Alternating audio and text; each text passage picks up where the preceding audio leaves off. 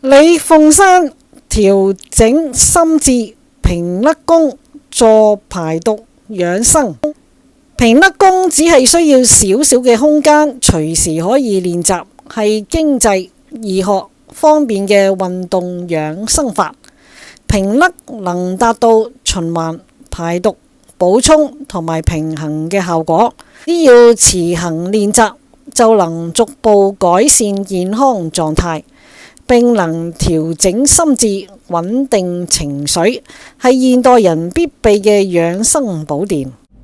大家好，我係心齋。台灣養生大師李鳳山講，由於平甩功動作簡單，而且有效，容易保存。李鳳山師傅講，每個人都會生氣，雖然呢個唔係好好嘅能量，但係總好過生悶氣。如果唔發脾氣，亦唔生悶氣，嗰個就係最好啦。佢教導大家點樣唔生氣，並教導大家先閉上眼睛，放鬆自己，慢慢呼吸，話俾自己聽，從今以後可以唔發脾氣啦。從今日起會有所覺悟，將呢個覺悟帶進生活裏邊，慢慢就會有所體會啦。佢透露平甩功有4個功能，即係調息、養和、修正同埋練達效果。剛開始練習平甩功，可能係會出現酸、痛、麻、痹、脹5種排毒效應嘅感受，我哋稱之為五感。平甩嘅時候喺關節、腰部、頸部、背部、手或者係落臂產生嘅酸嘅現象，都係因為平時累積勞累嘅緣故。出現痛感係因為累積太耐，以至於某啲部位已經全然不通，或者係幾乎已經唔通啦。麻嘅現象有2種，一種係喺打通過程裏邊遇到原本有阻礙嘅地方，而家係不斷地去通佢，所以產生酸麻嘅感覺，呢個係可喜嘅現象。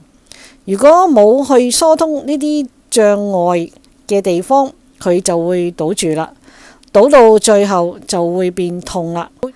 甩手嘅時候感覺到癢，係因為氣道，呢一種癢係完全從裏邊發展出嚟嘅癢，拗都拗唔到癢處嘅癢，呢個係可喜嘅現象，表示功有練進去。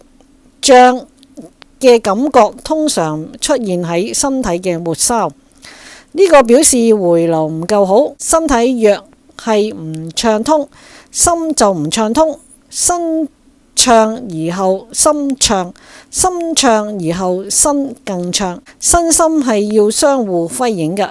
調整心理，改變心境。佢表示平甩可以讓我哋從身體嘅鍛煉慢慢調整心理，進而改變我哋嘅心境，修正我哋嘅行為，令到我哋人格更趨完整，人生先至會充滿希望。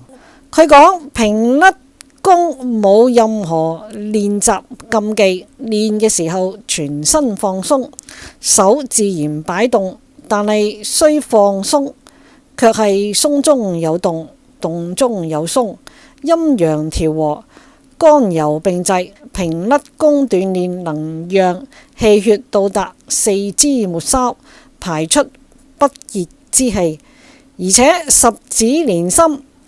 鍛煉後氣血係會回流循環到5臟6腑，令到全身氣脈暢通，筋骨鬆開，靈活有彈性。平甩功鍛煉之後得到嘅不凡效果，除咗好多人親身體證之外，透過氣功科學實驗，亦已通過無數嘅驗證，其實驗數據亦屢次喺國際上邊為中國人爭得一席學術地位。練平甩功盡量次數，佢可以讓我哋練起嚟事半功倍，食素身體，呈鹼性體質，氣血容易暢通，唔容易生病。